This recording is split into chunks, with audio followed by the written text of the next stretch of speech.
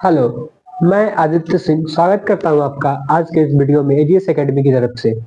तो आज हम लोग पढ़ेंगे क्लास 10th का चैप्टर नंबर 2 केमिस्ट्री का, जिसका कि नाम है एसिड बेसिस एंड सॉल्ट्स। ठीक है, चलिए तो हम लोग पढ़ते हैं चैप्टर 2। देखिए, सबसे पहले हमको पढ़ना है इंडिकेटर्स। तो इंडिकेटर्स होते क्या है? देखिए, इंडिकेटर्स मतलब कि आप हिंदी में कह सकते हो संकेत। संकेत जो कि आपको इंडिकेट करे। अब जैसे कि आप रास्ते पे चलते हो, बाइक लेकर के चलते हो, तो आपको अगर दाएं मुड़ना होता है, बाएं मुड़ना होता है, तो आप बाएं मुड़ना होता है तो बाएं वाला इंडिकेटर जलाते हो, दाएं मुड़ना होता है तो दाएं दाएं साइड वाला इंडिकेटर को ऑन करते हो, लेफ्ट मुड़ना होता है तो लेफ्ट वाला, राइट राइट अगर मुड़ना होता है तो राइट वाला। तो वो क्या करते हो कि आप अगर इंडिकेटर जब देते हो तो आप पीछे वाले गाड़ी को और आगे वाले गाड़ी को इंडिकेट करते हो कि हमें इधर घूमना है, इस साइड पे अगर राइट घूमना है तो राइट वाला इंडिकेटर, लेफ्ट घूमना है तो लेफ्ट वाला इंडिकेटर। तो वो एक तरह से क्या हुआ, इंडिकेटर हुआ, संकेत हुआ कि हमको ऐसे मुड़ना है। या फिर रोड पर जब आप देखो तो आप जब हाईवे पे चलोगे तो वहां पे ऐसे मार्क बने होते हैं, ठीक ना। आगे से राइट मुड़ना है, फिर आगे से लेफ्ट मुड़ना है, ऐसे मार्क बने होते हैं, सिंबल्स। ठीक है, तो इनको हम बोलते हैं इंडिकेटर। तो वैसे ही केमिस्ट्री में इंडिकेटर्स होते हैं। ठीक है, केमिस्ट्री में इंडिकेटर्स होते हैं। तो एक special chemical that change colour और smell to indicate the presence of chemical substance.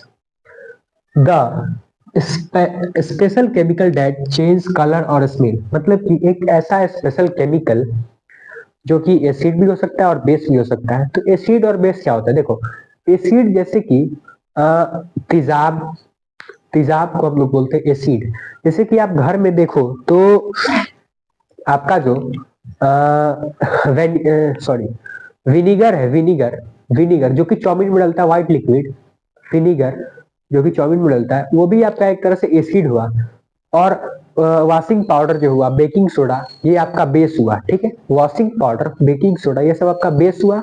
और विनीगर जो हुआ वो आपका एसिड हुआ। तो हम उनको मिला करके किसी चीज का कलर और स्मेल चेंज करेंगे तो उसको हम लोग कहते हैं इंडिकेटर। ठीक है, उसको हम लोग कहते हैं indicator. Presence of chemical substance, chemical substance और प्रेजेंस होना चाहिए। ठीक है, तो अब हम लोग जानेंगे कि इंडिकेटर क्या क्या होता है, इंडिकेटर क्या क्या होता है। ठीक है, तो पहले हमारा लिटमस। लिटमस जो है ये क्या है? सबसे पहले लिटमस जो होता है वो पर्पल कलर का होता है। लिटमस पर्पल कलर का होता है।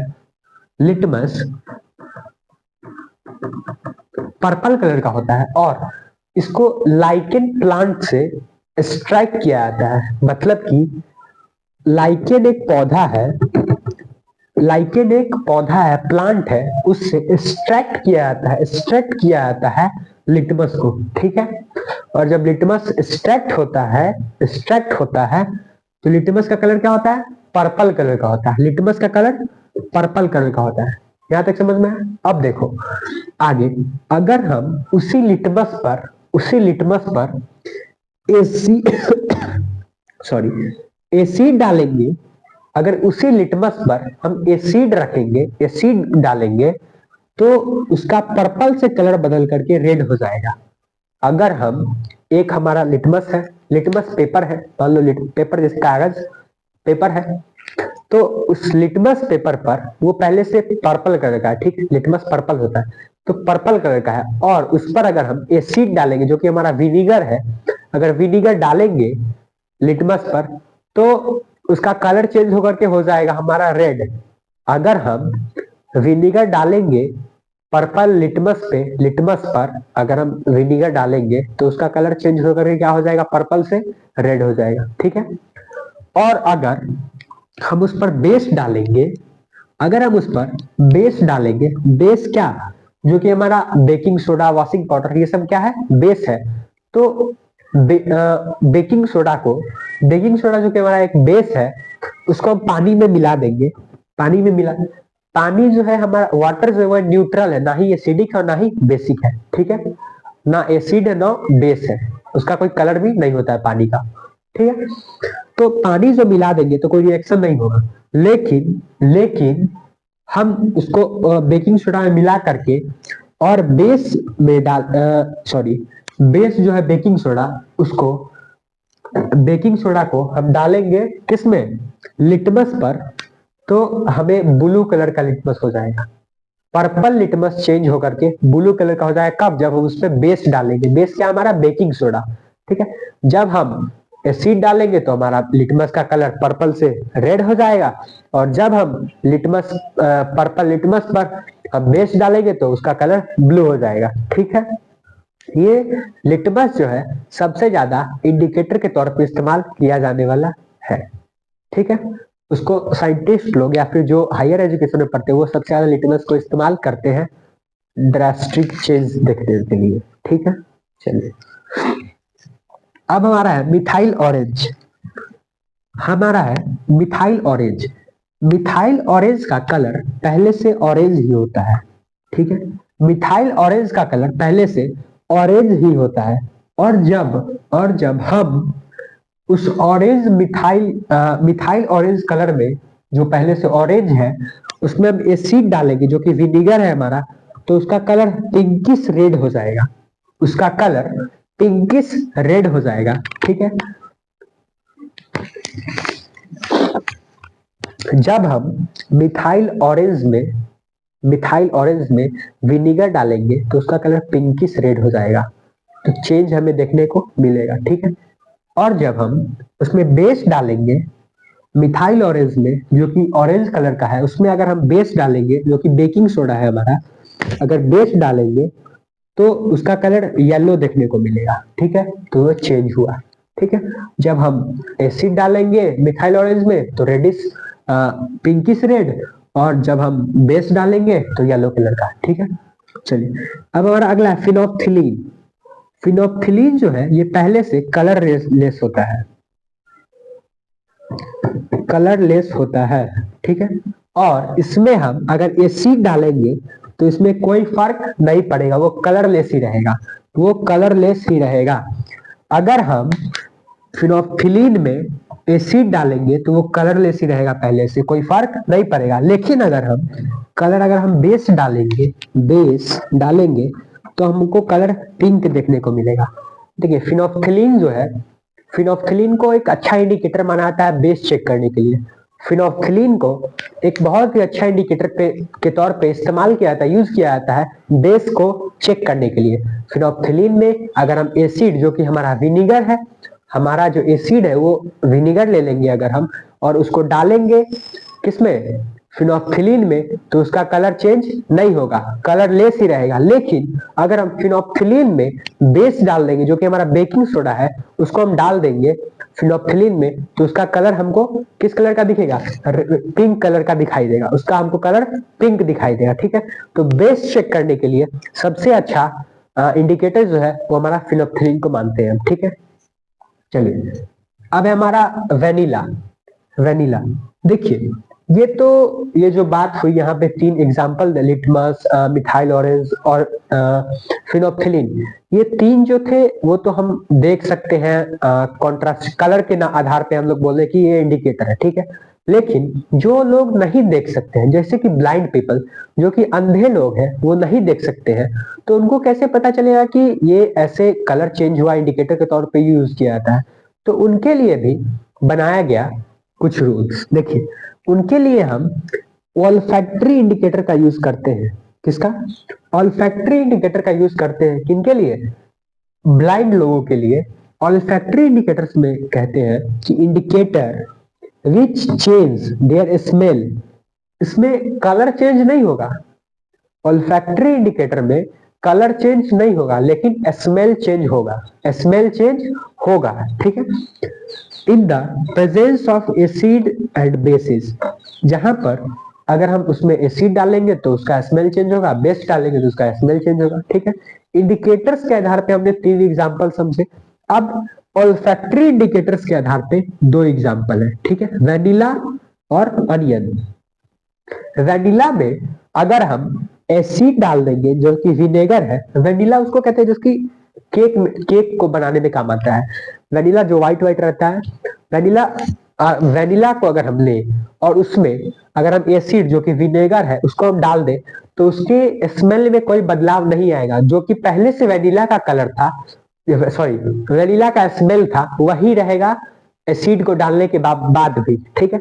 लेकिन अगर हम उसमें बेस डाल दे जो कि बेकिंग सोडा है, बेस डाल दे वेनिला में, तो उसका कलर गायब हो जाएगा, उसका कलर गायब हो जाएगा, कोई सॉरी उसका स्मेल गायब हो जाएगा, कोई स्मेल नहीं रहेगा। वेनिला जो है उसका जो कि अपना एक स्मेल होगा, वेनिला का अपना एक स्मेल होता है। तो उसमें अगर हम एसिड जो कि विनेगर है हम डालेंगे एसिड, तो उसका स्मेल जो है वो सेम रहेगा, कोई स्मेल में चेंज नहीं आएगा। लेकिन अगर हम बेस डाल देंगे तो उसके स्मेल गायब हो जाएगा, उसका स्मेल गायब हो जाएगा, ठीक है। अब हमारा अगला है अनियन। देखिए अनियन जो है उसका एक अलग ही स्मेल होता है, ठीक है। जैसे कि घर में मम्मी सब्जी काटती है तो उसमें प्याज काटती है, तो अनियन का स्मेल एक अलग होता है, ठीक है। तो अनियन में अनियन को अगर आप पीस लो मिक्सी में, उसको पीस लो, ठीक है। उसके बाद उसको कपड़े में डाल दो उसके पेस्ट को, और फिर उसको गार करके उसका रस जो है उसको निकाल करके एक कटोरा में, एक बाउल में रखो, ठीक है। और उसके बाद उसमें विनीगर मिला दो, विनीगर जो कि हमारा एसिड है वो डाल दो, वो मिला दो, तो ओनियन का जो स्मेल है उसमें कोई चेंज नहीं आएगा। ओनियन का जो स्मेल है उसका एक अलग स्मेल होता है, आप सब जानते हैं, मैं भी जानता हूं। तो उसमें उसमें कोई चेंज नहीं आएगा। लेकिन अगर हम उसमें बेस मिला दे जो कि हमारा बेकिंग सोडा है, तो उसमें स्मेल में उसका स्मेल, अनियन का जो स्मेल है वो गायब हो जाएगा। अगर अनियन में हम एसिड मिला दे तो उसके स्मेल में कोई चेंज नहीं आएगा, लेकिन अनियन में अगर हम बेस मिला दे तो उसका स्मेल गायब हो जाएगा, ठीक है। समझ में आया? चलिए, और एक हमारा होता है, आप इसको स्क्रीनशॉट ले सकते हैं, ठीक है। चलिए, और एक हमारा होता है टर्मरिक जो कि हल्दी है, हमारा होता है टर्मरिक, टर्मरिक जो कि हल्दी है। टर्मरिक जो कि नेचुरल इंडिकेटर है, टर्मरिक मतलब हल्दी हो, टर्मरिक नेचुरल इंडिकेटर है। टर्मरिक जो है वो नेचुरल इंडिकेटर, टर्मरिक में अगर हम एसिड डाल दें जो कि विनेगर, मान लो विनेगर अगर हम डाल दें, एसिड है, तो उसका कलर जो है वो चेंज नहीं होगा, वो उसका कलर चेंज नहीं होगा, no change in colour, no change in colour. लेकिन अगर हम टर्मरिक में बेस मिला दे, टर्मरिक में बेस को डाल दे जो कि बेकिंग सोडा को मान रहे हैं हम, तो बेकिंग सोडा को डाल दे तो रेडिश ब्राउन हो जाएगा, रेडिश ब्राउन कलर का हो जाएगा टर्मरिक, ठीक है। अगर मान लो कि आपके शर्ट पे सब्जी गिर गया, सब्जी में हल्दी होता है, सब्जी में हल्दी था, तो उसका रस जो गिर गया आपके कपड़े पे, तो क्या हुआ कि टर्मरिक जो था उसको अगर हम एसिड डाल देंगे जो कि विनेगर हम अगर डाल देंगे उसी कपड़े पे, तो उसका कलर चेंज नहीं होगा। लेकिन अगर हम उस पे बेस डाल देंगे उसी कपड़े पे, तो क्या होगा, उसका कलर रेडिश ब्राउन हो जाएगा, ठीक है। समझ में आया? इससे पहले क्वेश्चन पूछा आता था, अब नहीं पूछा आता है। और ये जो फिनोप्थिलीन है इससे भी एक क्वेश्चन बनता है और इसको यूज भी किया जाता है। कि क्वेश्चन है कि अगर हम एक सब्सटेंस ले, एक हमारा सब्सटेंस है एक्स, दूसरा सब्सटेंस हमारा वाई, अगर हम एक्स वाई को दोनों को फिनोप्थिलीन में डाल दे, तो हमारा जो एक्स सब्सटेंस है वो हमारा एक्स सब्सटेंस पिंक हो गया और वाई सब्सटेंस कलरलेस ही रह गया। तो बताइए एक्स क्या है? तो एक्स जो है पिंक हुआ, वो हमारा होगा बेस, और वाई जो हो गया वो कुछ नहीं, वो हमारा एसिड नहीं होगा, न्यूट्रल होगा, हमारा एसिड नहीं होगा, क्योंकि वो बेस भी हो सकता है एसिड भी हो सकता है, इसलिए हम उसको न्यूट्रल बोलेंगे, ठीक है। हमारा वाई सब्सटेंस न्यूट्रल हो गया और एक्स सब्सटेंस बेस हो गया, ठीक है। समझ में आया? चलिए, अब हम लोग पढ़ते हैं आगे। आगे हमारा डिफरेंस बिटवीन एसिड और बेस। तो भैया अब एसिड और बेस क्या होता है, तो उसी के बारे में हम लोग डिफरेंस पढ़ेंगे कि एसिड और बेस के बारे में बीच में डिफरेंस है क्या। तो हम लोग पढ़ते हैं हमारा अगला टॉपिक हमारा difference between acid and base. Acid और बेस के बीच में क्या क्या डिफरेंस होते हैं उसको हम लोग पढ़ेंगे, ठीक है। देखिए, पहला जो डिफरेंस है वो क्या है, एसिड, इधर एसिड है और इधर बेस है, ठीक है। पहला जो डिफरेंस है वो क्या है, सावर इन टेस्ट। मतलब कि सावर इन टेस्ट मतलब कि ये जो एसिड जो होता है वो खट्टा होता है, एसिड जो होता है वो खट्टा होता है, एसिड जो होता है वो खट्टा होता है। और बीटर इन टेस्ट, बेस जो होता है वो कड़वा होता है, कड़वा होता है बेस, और खट्टा होता है एसिड। ठीक है, एसिड जो होता है वो खट्टा होता है और बेस जो होता है वो कड़वा होता है। ठीक है, पहला difference.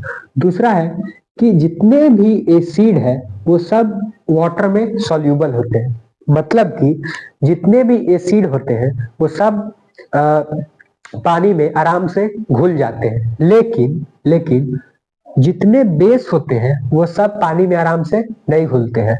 Some are soluble in water and some are insoluble in water. ठीक है, और जो जैसे कि जो जो जितने सारे एसिड होते हैं सब वाटर में soluble होते हैं, और लेकिन जितने बेस होते हैं सब वाटर में soluble नहीं होते हैं। जितने एसिड वाटर में soluble होते हैं और बेस वाटर में soluble नहीं होते हैं। और जो बेस वाटर में soluble नहीं होते हैं, कुछ सॉल्यूबल होते हैं बेस लेकिन कुछ सॉल्यूबल नहीं होते हैं, और जो सॉल्यूबल नहीं होते हैं बेस उनको हम कहते हैं अल्कली। ठीक है, जो बेस सॉल्यूबल नहीं होते उनको क्या कहते हैं? अल्कली, उनको कहते हैं अल्कली। ठीक है, अब तीसरा difference, dilute solution conduct electricity, मतलब कि एसिड को जो मिला देंगे पानी में तो वो भी इलेक्ट्रिसिटी कंडक्ट करेगा, और बेस भी इलेक्ट्रिसिटी कंडक्ट करेगा पानी में मिलने के बाद, क्योंकि इसमें फ्री आयंस होते हैं। क्या होते हैं? फ्री आयंस होते हैं, इसीलिए ये इलेक्ट्रिसिटी कंडक्ट करते हैं दोनों ही केस में। ठीक है, convert blue litmus to red, acid को हम डालेंगे तो लिटमस क्या हो जाएगा? रेड हो जाएगा, और बेस डालेंगे तो लिटमस ब्लू हो जाएगा। Red litmus to turn on blue. ठीक है, दे आर कॉरेसिव, मतलब कि इनको आप अगर छुओगे तो आपका हाथ जल सा जाएगा। अगर आप एसिड को, तेजाब को अगर आपके हाथ पे गिर जाएगा तो वो जल जाएगा।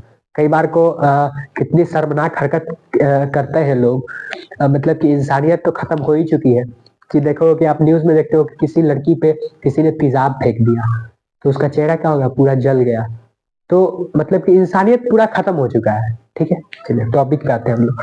तो आप जब एसिड को छुओगे, छूना मत, एसिड को जब आप छुओगे तो आपका हाथ जल जाएगा। ठीक है, और जब आप बेस को छुओगे तो वो छूने में सोपी फील होगा।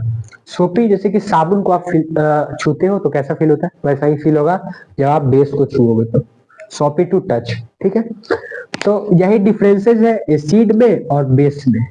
ठीक है, और जो बेस नहीं सोल्यूबल होते वाटर में उनको हम अल्कली कहते हैं। ये आप याद रखिएगा, आगे आगे इस पे पढ़ना है टॉपिक है। ठीक है, तो जो बेस सोल्यूबल नहीं होते उसको हम लोग क्या कहते हैं? अल्कली। ठीक है, चलिए ये तो था अभी तक आपका इंट्रोडक्शन चैप्टर का। अब चैप्टर हम लोग शुरू करेंगे अब। ठीक है, ये जानना जरूरी था चैप्टर से पहले। ठीक है, चलिए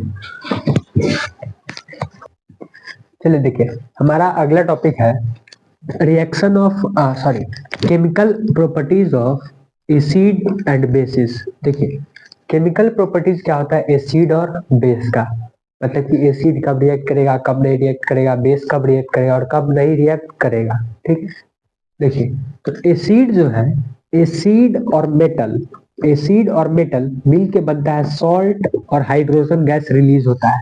जब हम मेटल में, कोई चीज मेटल का है उसमें हम एसिड डालेंगे तो सॉल्ट बनेगा और हाइड्रोजन गैस निकलेगा, H2 रिलीज होगा। ठीक ना, हाइड्रोजन निकलेगा, रिलीज होगा। ठीक है, तो अगर हम 2HCl लेंगे और जिंक को डालेंगे उसमें, HCl और HCl जो कि एसिड है हमारा, और जिंक में मिला देंगे उसको, जिंक में डाल देंगे उसको, तो ZnCl2 निकलेगा और हाइड्रोजन गैस रिलीज होगा।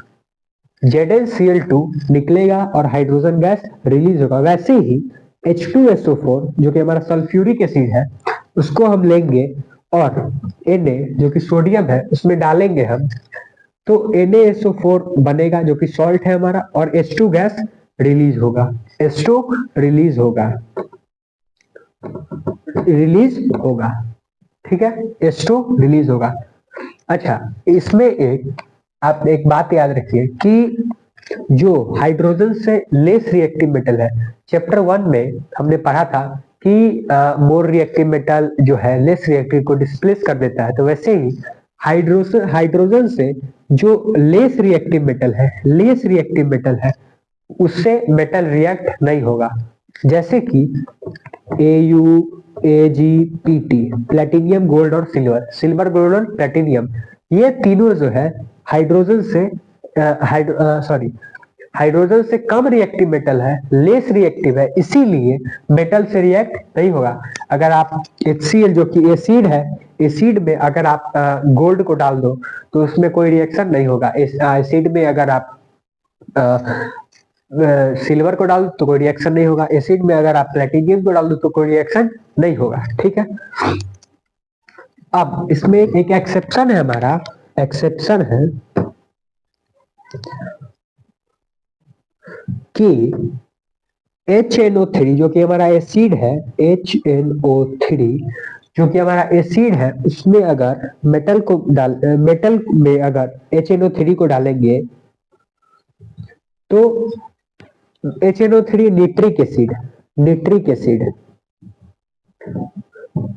निट्रिक एसिड को अगर हम मेटल में डालेंगे या फिर किसी भी एसिड को, तो हमारा साल्ट तो बनेगा लेकिन हाइड्रोजन गैस नहीं रिलीज होगा, वाटर रिलीज होगा, H2O।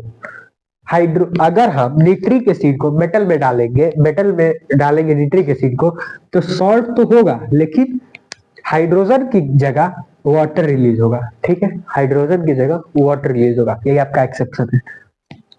ये तो कहानी रहा आपका। और ये जो है वो आपको एग्जाम में ज्यादातर पूछा था, VBI है, ये है VBI कि HNO3 को हम मेटल में डालेंगे तो क्या होगा, सॉल्ट प्लस वाटर होगा, ताकि salt plus hydrogen gas release होगा। ठीक है, ये तो हमारा हुआ रिएक्शन विथ मेटल। अब हम लोग ये तो रिएक्शन विथ मेटल और एसिड का है। अब हम लोग पढ़ेंगे बेस का। ठीक है, इसका पढ़ेंगे बेस का। ठीक है, आपका अगला है कि एसिड तो रिएक्ट हो गया मेटल के साथ, अब हमको बेस को रिएक्ट करवाना मेटल के साथ। तो बेस प्लस मेटल, बेस को अगर हम मेटल में मिलाएंगे तो वो भी सेम ही होगा, सॉल्ट और हाइड्रोजन गैस रिलीज करेगा, सॉल्ट बनेगा और हाइड्रोजन गैस निकलेगा, रिलीज होगा। तो ये कॉमन सा बात है कि एसिड को अगर मेटल में मिलाएंगे तो सॉल्ट प्लस हाइड्रोजन गैस, और बेस को भी मेटल मिलाएंगे तो सॉल्ट प्लस हाइड्रोजन गैस। लेकिन एसिड सारे रिएक्ट हो जाते हैं, ऑलमोस्ट सारे एसिड जो है वो रिएक्ट हो जाते हैं मेटल के साथ, लेकिन सारे बेस जो है वो रिएक्ट नहीं होते हैं मेटल के साथ। कुछ गिने चुने बेस है जो कि मेटल के साथ रिएक्ट होते हैं, कुछ गिने चुने बेस है जो कि मेटल के साथ रिएक्ट होते हैं। ठीक है, जैसे कि NaOH प्लस Al, एल्यूमिनियम जो है सोडियम ऑक्साइड के साथ, सोडियम ऑक्साइड जो कि हमारा बेस है उसके साथ एल्यूमिनियम रिएक्ट होगा, एल्यूमिनियम जो कि मेटल है, तो ये हो गया बेस, ये हो गया मेटल। तो हमारा क्या बनेगा, हाइड्रोजन गैस सबसे पहले रिलीज होगा,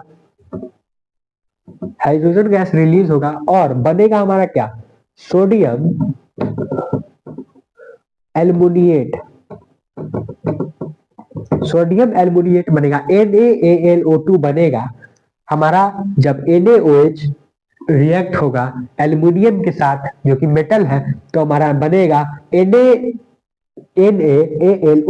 प्लस हाइड्रोजन गैस रिलीज होगा, सोडियम एल्युमिनेट बोलते हैं NaAlO2 को। ठीक है, ये इंपॉर्टेंट रिएक्शन है, इसको आप याद रखिएगा।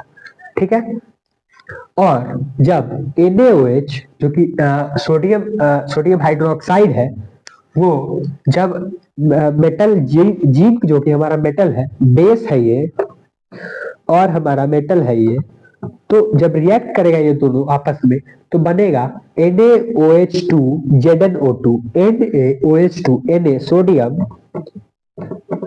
सोडियम और जिंकेट। ठीक है, NaOH2 और ZnO2। ठीक है, अगर हमारा NaOH रिएक्ट होगा Zn के साथ तो बनेगा NaOH2 और ZnO2। ठीक है, तो ये बहुत रेयर कंडीशन में होता है। ये जो हमारा है बेस बहुत रेयर कंडीशन में रिएक्ट होता है, ऐसे नॉर्मल रिएक्ट नहीं होता है मेटल के साथ। ठीक है, चलिए अब हम लोग पढ़ेंगे हमारा अगला टॉपिक। इसको आप स्क्रीनशॉट ले लीजिए, लिख लीजिएगा आप। देखिए, आप जब पढ़ने बैठते हैं तो साथ में कॉपी और पेन लेके बैठ के जो मैं बताता हूँ यहाँ पे आप लिखते जाओ उसके हिसाब से। और ये VBI है, इसको आप याद रखिएगा। ठीक है, चलिए तो हमारा अगला टॉपिक है reaction with metal carbonate and metal hydrogen carbonate. देखिए, रिएक्शन बिटवीन, जब हम बेस को मेटल कार्बोनेट से रिएक्ट करवाएंगे तो क्या होगा, और जब हम मेटल हाइड्रोजन कार्बोनेट से बेस को रिएक्ट करवाएंगे तो क्या होगा। देखिए, सबसे पहले बेस अगर जब मेटल कार्बोनेट जो कि CO3 होता है और हाइड्रोजन कार्बोनेट HCO3 होता है। ठीक है, आपको पता होगा मेटल कार्बोनेट मतलब कि सीधे कार्बोनेट क्या होता है CO3 और हाइड्रोजन कार्बोनेट क्या होता है HCO3। अगर मान लो कि यहाँ पे हम कर दे सोडियम कार्बोनेट तो NaCO3। ठीक है, NaCO3 मतलब सोडियम कार्बोनेट, NaHCO3 मतलब कि सोडियम हाइड्रोजन कार्बोनेट, या फिर हम यहाँ पे कर सकते हैं CaHCO3 मतलब कि कैल्शियम हाइड्रोजन कार्बोनेट। यहाँ पे हम कर सकते हैं CaCO3 मतलब कि कैल्शियम कार्बोनेट। ठीक है, तो जैसे हम ऐसे कर सकते हैं। तो बेस के साथ अगर मेटल कार्बोनेट रिएक्ट होगा तो रिएक्शन नहीं होगा, कोई रिएक्शन नहीं होगा। अगर हाइड्रोजन कार्बोनेट के साथ में रिएक्ट होगा तो रिएक्शन नहीं होगा, नो रिएक्शन। तो ये रिएक्शन आपको कम गया ना, याद नहीं करना पड़ा। ठीक है, हाइड्रोजन कार्बोनेट का क्या है HCO3 और मेटल कार्बोनेट का CO3। याद रखिएगा, जब बेस से CO3 रिएक्ट करेगा तो कुछ नहीं होगा, और जब हाइड्रोजन कार्बोनेट HCO3 से बेस रिएक्ट करेगा तब भी रिएक्शन नहीं होगा। ठीक है, चलिए अब हम लोग जानते हैं बेस का तो हो गया। अब एसिड से जब मेटल कार्बोनेट रिएक्ट करेगा या फिर HCO3 मतलब कि हाइड्रोजन कार्बोनेट रिएक्ट करेगा तो बनाएगा salt plus hydrogen plus water plus carbon dioxide gas H2O water और कार्बन डाइऑक्साइड। ठीक है, कार्बन डाइऑक्साइड गैस रिलीज होगा। क्या होगा, रिलीज होगा।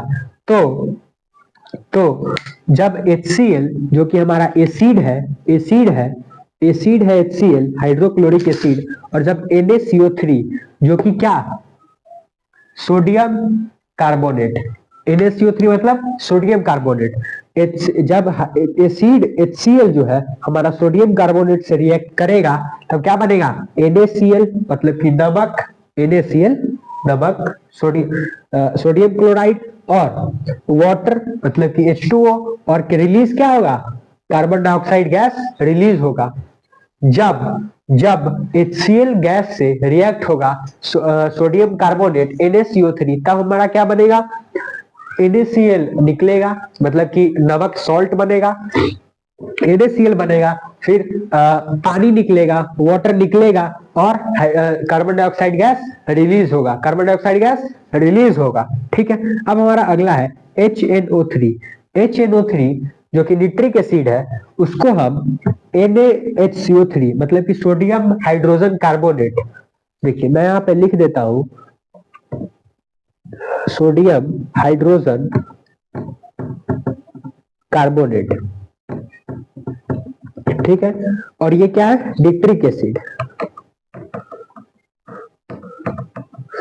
जब निट्रिक एसिड और sodium hydrogen carbonate NaHCO3 react करेगा तब बनेगा NaNO3 plus H2O plus carbon dioxide gas release होगा।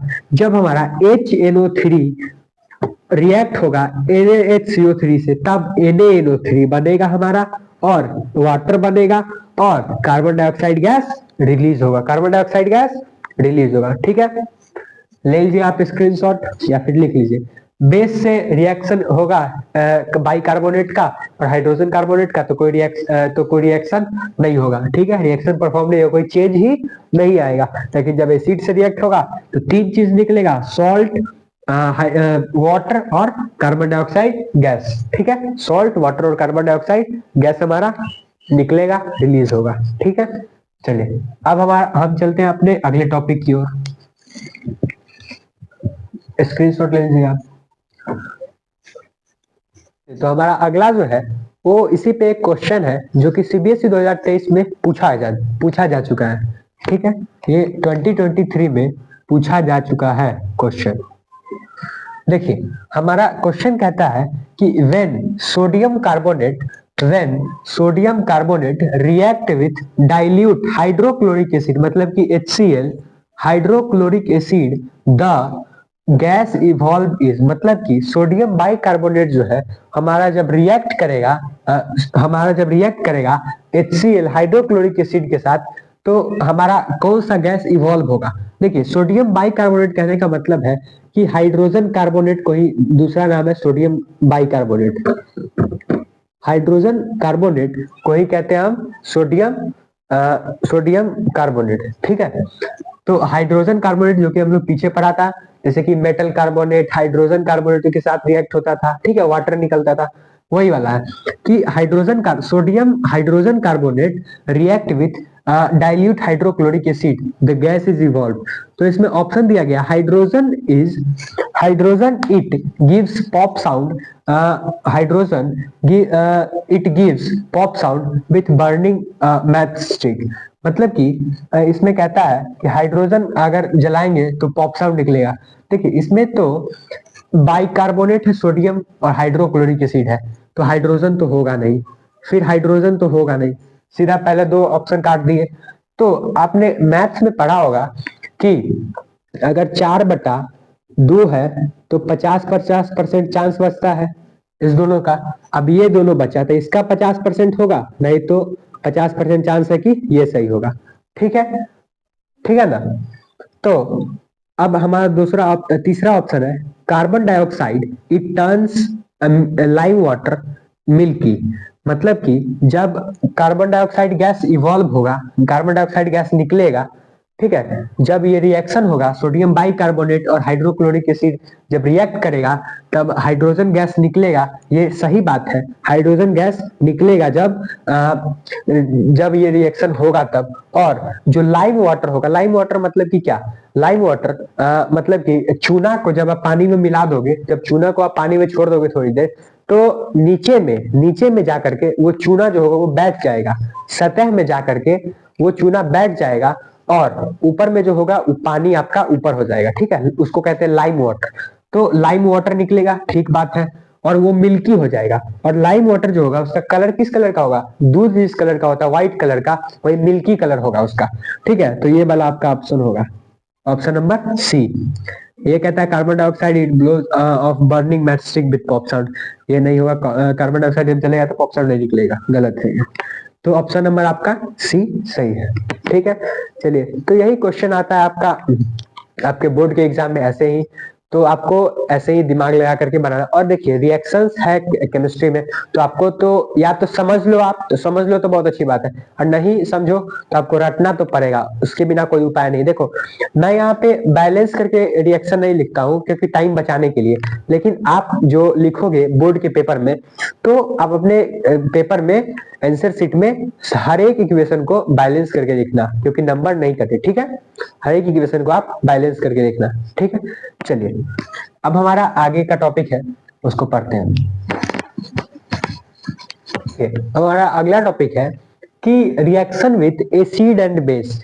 देखिए हमने अभी तक पढ़ा कि मेटल रिएक्ट करेगा बेस के साथ, एसिड के साथ, ठीक है, तो क्या होगा, कैसे रिएक्शन होगा, तो वो सब तो पढ़िए। अब हम पढ़ेंगे अगला टॉपिक है reaction between acid and base. जब एसिड और बेस आपस में रिएक्ट करेगा तो क्या होगा। ठीक है, देखिए सबसे पहले एसिड और बेस जब आपस में रिएक्ट करता है तो उस रिएक्शन को हम लोग न्यूट्रलाइजेशन रिएक्शन भी कहते हैं। जब एसिड और बेस आपस में रिएक्ट करेगा तो उस रिएक्शन को हम लोग न्यूट्रलाइजेशन रिएक्शन कहते हैं। ठीक है, चलिए तो जब एसिड और बेस आपस में रिएक्ट करेगा तब जब एसिड और बेस आपस में रिएक्ट करेगा तब बनेगा salt plus water, salt plus water बनेगा जब दोनों आपस में रिएक्ट करेगा। तो जैसे कि हम एक स्ट्रॉन्ग एसिड लेंगे और स्ट्रॉन्ग बेस लेंगे तो क्या बनेगा, न्यूट्रल सॉल्ट और वाटर, न्यूट्रल सॉल्ट और वाटर। जैसे कि स्ट्रॉन्ग एसिड ले लो आप HCl, HCl जो कि हमारा स्ट्रॉन्ग एसिड, हाइड्रोक्लोरिक एसिड जो है हमारा एक स्ट्रॉन्ग एसिड है, ठीक है। और विनेगर जो है हमारा एक वीक एसिड है। तभी तो विनेगर को हम खाने में यूज करते हैं कि नहीं, चाउमीन जो बनता है तो उसमें रख करके खाते, उसमें मिला करके खाते हैं कि नहीं, तो हमें कोई फर्क नहीं पड़ता, तो वो वीक एसिड है। और HCl जो कि हाइड्रोक्लोरिक एसिड है वो हमारा स्ट्रॉन्ग एसिड है, ठीक है। तो स्ट्रॉन्ग एसिड और वीक बेस और स्ट्रॉन्ग बेस, तो NaOH ले लेंगे जो कि हमारा एक स्ट्रॉन्ग बेस है। तो हमारा क्या बनेगा, नेचुरल न्यूट्रल सॉल्ट और प्लस वाटर, तो NaCl plus H2O, NaCl plus water. NaCl जो कि नमक है वो सॉल्ट बना, यहाँ पे सॉल्ट बन गया और यहाँ पे क्या बना, वाटर, ठीक ना। यहाँ पे सॉल्ट बना और यहाँ पे वाटर बना। तो HCl जो कि हमारा एक स्ट्रॉन्ग एसिड है, NaOH सोडियम हाइड्रोक्साइड जो कि हमारा एक स्ट्रॉन्ग बेस है, वो दोनों जब आपस में रिएक्ट करेगा तो NaCl प्लस वाटर बनेगा, ठीक है। चलिए अब जब स्ट्रॉन्ग एसिड और स्ट्रॉन्ग बेस रिएक्ट कर सकता है तो स्ट्रॉन्ग एसिड और वीक बेस भी रिएक्ट कर सकता है, स्ट्रॉन्ग एसिड और वीक बेस भी रिएक्ट कर सकता है। तो स्ट्रॉन्ग एसिड और वीक बेस कैसे रिएक्ट करेगा इसके बारे में हम लोग जानते हैं, ठीक है। देखिए क्या होगा, HCl जो कि हमारा स्ट्रॉन्ग एसिड है, ठीक है, और वीक बेस AlOH3 जो कि हमारा एक वीक बेस है। AlOH3 मतलब कि एल्युमिनियम हाइड्रोक्साइड, ये बहुत ही वीक बेस और घटिया बेस है, ठीक है।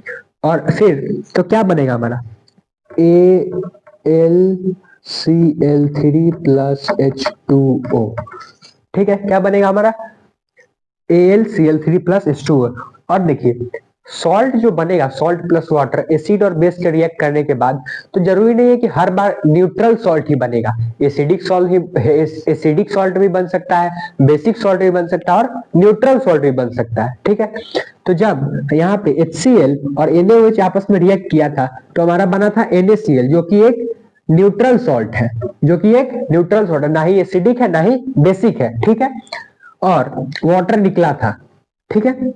और यहाँ पे स्ट्रॉन्ग एसिड जो कि हमारा HCl है, ये जब आपस में रिएक्ट करेगा बेस से AlOH3 से, मतलब कि एल्युमिनियम हाइड्रोक्साइड से, तो निकलेगा AlCl3, तो बनेगा AlCl3 और वाटर निकलेगा, ठीक है, ठीक है, समझ में आया। देखिए रिएक्शन आप नोट कर लीजिए, इसको आप याद कर लीजिएगा, रट लीजिएगा, सीधा बात, क्योंकि आपके एग्जाम में सबसे ज्यादा रिएक्शन ही पूछा जाएगा, ठीक है।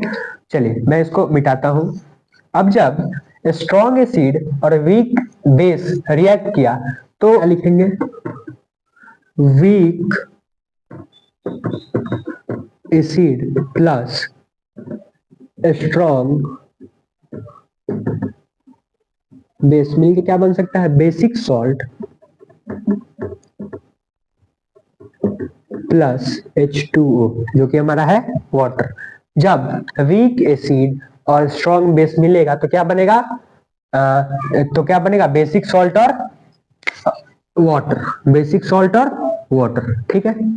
तो अच्छा वीक एसिड क्या हो सकता है,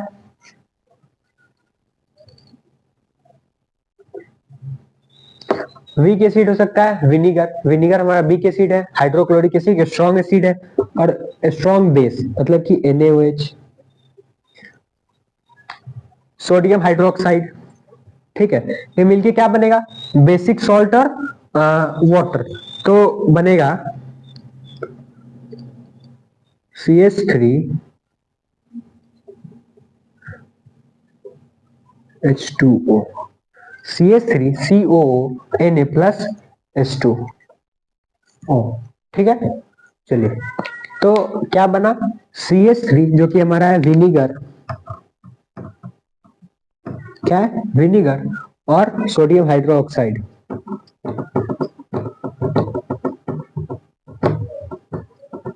सोडियम हाइड्रोक्साइड, ठीक है, मिलकर क्या बना CH3 COO Na। इसका नाम आगे हम आगे कार्बन कंपाउंड में आपको पढ़ना है, ठीक है, और H2O क्या बना, H2O जो कि है वाटर। ठीक है, नोट कर लीजिए इसको आप। यही हो गया आपका न्यूट्रलाइजेशन रिएक्शन।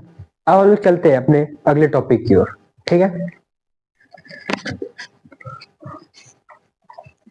चलिए तो हमारा अगला टॉपिक है definition of acid and base. देखिए यहाँ से रिएक्शंस पढ़ने के बाद हमारा न्यू डिफिनीशन आता है एसिड और बेस का, जो कि एसिड का है chemical substance which dissociate with dissociate in water give H+ ion. मतलब कि केमिकल जो सब्सटेंस को एसिड जो है वो एसिड जो है वो पानी में जाने के बाद H+ आयन देते हैं या फिर H3O आयन H3O+ आयन देते हैं। ठीक है, उसको हम लोग कहते हैं एसिड।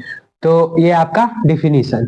ठीक है, अब बेस क्या है, chemical substance which dissociate in water to give OH- ion. मतलब कि ऐसे बेस जो बेस उनको कहते हैं जो कि पानी में जाने के बाद OH- आयंस देते हैं, और एसिड उनको कहते हैं जो कि पानी में जाने के बाद H+ आयंस देते हैं या फिर H3O+ आयंस देते हैं। ठीक है, चलिए हमारा इसी में है एसिड टाइप्स ऑफ एसिड, मतलब कि एसिड के प्रकार।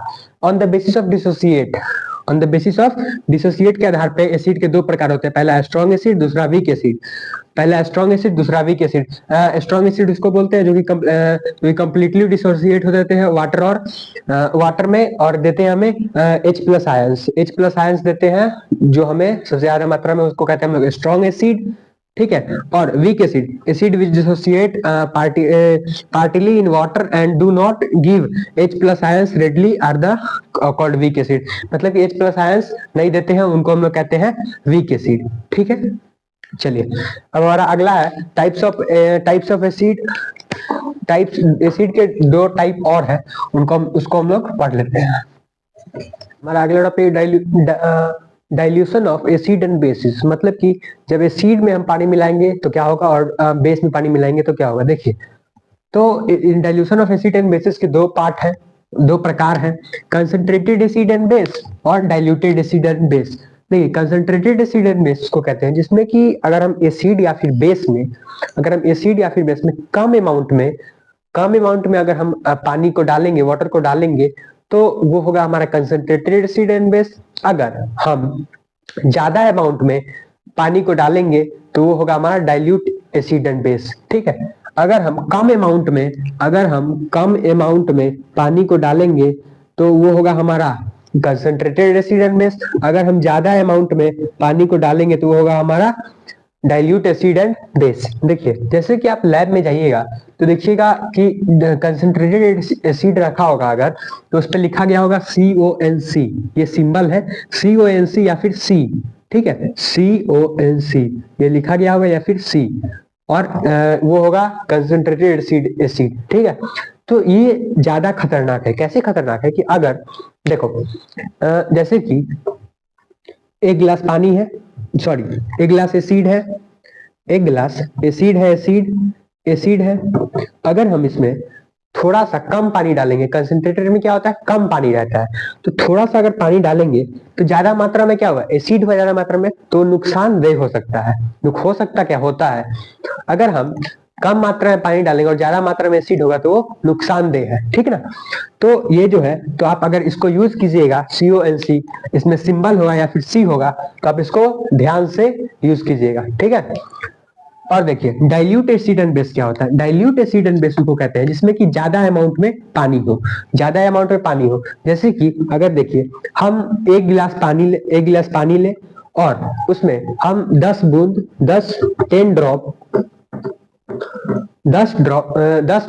उसमें क्या मिला दे, एसिड मिला दे, तो वो क्या होगा, डाइल्यूट एसिड। ठीक है, डाइल्यूट एसिड हो गया। डाइल्यूट मतलब कि जिसमें ज्यादा पानी हो कम एसिड हो, कंसंट्रेटेड मतलब कम पानी हो ज्यादा एसिड हो। ठीक है, और इसका सिंबल क्या होगा, डाइल्यूट फिर HCl और फिर या फिर D तब HCl। समझ में आया, डाइल्यूट फिर HCl। तो ये कम नुकसानदेह है, नुकसानदेह ये भी है लेकिन कम नुकसानदेह है, और ये ज्यादा नुकसानदेह है। ठीक है, समझ में आया। चलिए अब लोग चलते हैं अगले अपने टॉपिक की ओर।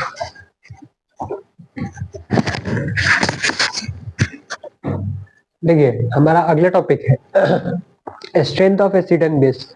मतलब कि अभी तक तो हमने पढ़ा एसिड का डिफिनेशन, बेस का डिफिनेशन, रिएक्शन कैसे होगा, ये सब तो पढ़ लिया। अब हम पढ़ेंगे strength of acid and base. मतलब कि स्ट्रेंथ क्या है एसिड और बेस का। देखिए, strength of acid and base can be measured by pH value. देखो, पीएच एक वैल्यू है जिससे कि हम एसिड और बेस को मेजर करते हैं। पीएच एक वैल्यू है जिसको हम, स्केल है जिससे हम एसिड और बेस को मेजर करते हैं। ठीक है, पीएच का ये जो फुल फॉर्म होता है पोटेंशियल और power of H plus ion. ठीक है, इट इज द, ये होता है पीएच क्या होता है, it is the degree to measure acidic और basic strength of substance. It is the value range from 0 to 14। मतलब कि पीएच का जो वैल्यू होता है ना वो 0 to 14 होता है। 0 to 14 होता है पीएच का वैल्यू। आपके बुक में दिया गया होगा, उसको स्केल दिया होगा, पीएच स्केल, उसको आप देखिएगा तो उसमें आपको पता चलेगा कि 0 to 14 तक दिया गया है। अब देखिए, पीएच स्केल क्या है, उससे पढ़ने से पहले हम लोग पढ़ेंगे यूनिवर्सल इंडिकेटर क्या है। देखिए, यूनिवर्सल इंडिकेटर समझना बहुत जरूरी है। देखिए, अगर यूनिवर्सल इंडिकेटर उसको बोलते हैं कि अगर पीएच है तो पीएच है तो उसमें पीएच में क्या होगा, जैसे कि एक टेबल है, ये कलर है, पीएच है, कलर है, पीएच है, कलर है और फिर पीएच है। देखिए कितना से 0 to 14 तक, तो 0 1 2 3 4 5 6 7 8 9 10 11 12 to 14।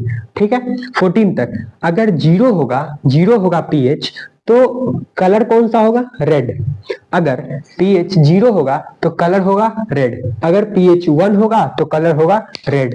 ठीक है, अगर 0 या फिर 1 होगा तो कलर क्या होगा, रेड।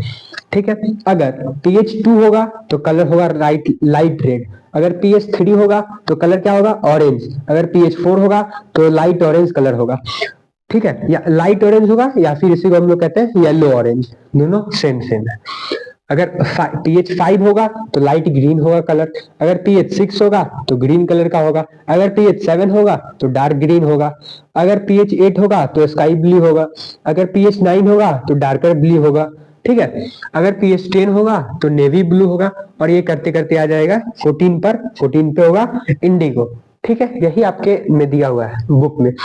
कहने का मतलब है, अगर अगर पीएच 7 से ज्यादा होगा तो क्या होगा, ब्लू।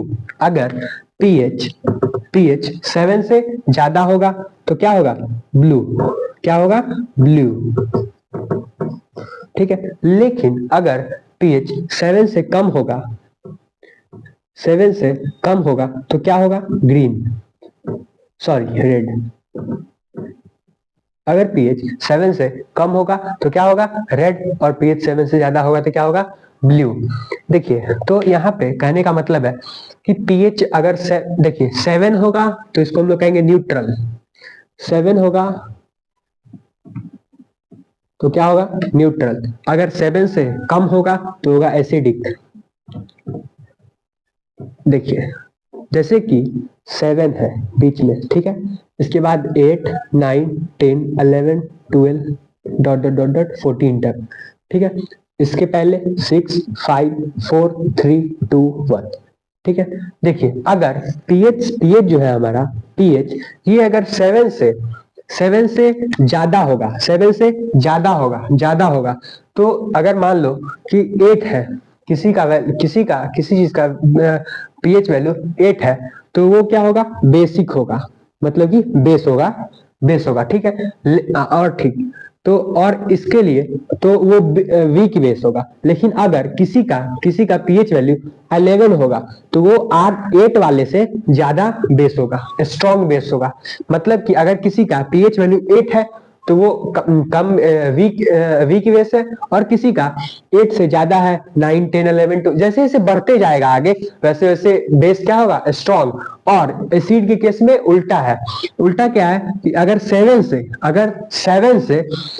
से कम होगा, जितना इधर आएगा 0 तक, वो क्या होगा, ज्यादा स्ट्रॉन्ग एसिडिक होते जाएगा। कैसे, अगर देखिए यहाँ पे अगर आप 7 है तो न्यूट्रल है, वाटर न्यूट्रल होता है। ठीक है, वाटर जो होता है वो न्यूट्रल होता है। अगर 7 से कम होगा, अगर 6 हुआ तो एसिडिक है। ठीक है, एसिडिक है। और अगर 4 हुआ मान लीजिए तो ज्यादा स्ट्रॉन्ग एसिडिक है। स्ट्रॉन्ग एसिड है। अगर 6 हुआ तो एसिड है, ठीक है। अगर 4 हुआ तो उससे ज्यादा स्ट्रॉन्ग एसिड है। अगर 3 हुआ तो उससे भी ज्यादा स्ट्रॉन्ग एसिड है। अगर 2 हुआ तो उससे भी ज्यादा, मतलब कि 7 से कम होगा, जितना कम होते जाएगा 0 तक में वो ज्यादा एसिडिक होगा, और 7 के बाद जितना 14 तक में होते जाएगा, आगे बढ़ते जाएगा पीएच स्केल, वो ज्यादा स्ट्रॉन्ग बेस होगा, ठीक है। और 7 पर क्या होगा, न्यूट्रल होगा, ठीक है, न्यूट्रल होगा। और यहाँ पर जो मैंने आपको कलर बताया कि अगर 0 होगा तो उसका कलर रेड होगा, 2 होगा तो लाइट ग्रीन होगा, 7 होगा, मतलब कि 7 से कम वाला क्या होगा, रेड होगा, रेडिश होगा, और 7 से ज्यादा वाला ब्लू होगा, और 7 न्यूट्रल है तो 7 का क्या होगा, ग्रीन होगा, 7 का ग्रीन होगा। 7 से कम वाला एसिडिक है तो उसका रेडिश होगा, और 7 से ज्यादा वाला का ब्लू होगा, ठीक है, समझ में आया। चलिए हम लोग बढ़ते हैं अपने अगले टॉपिक पे।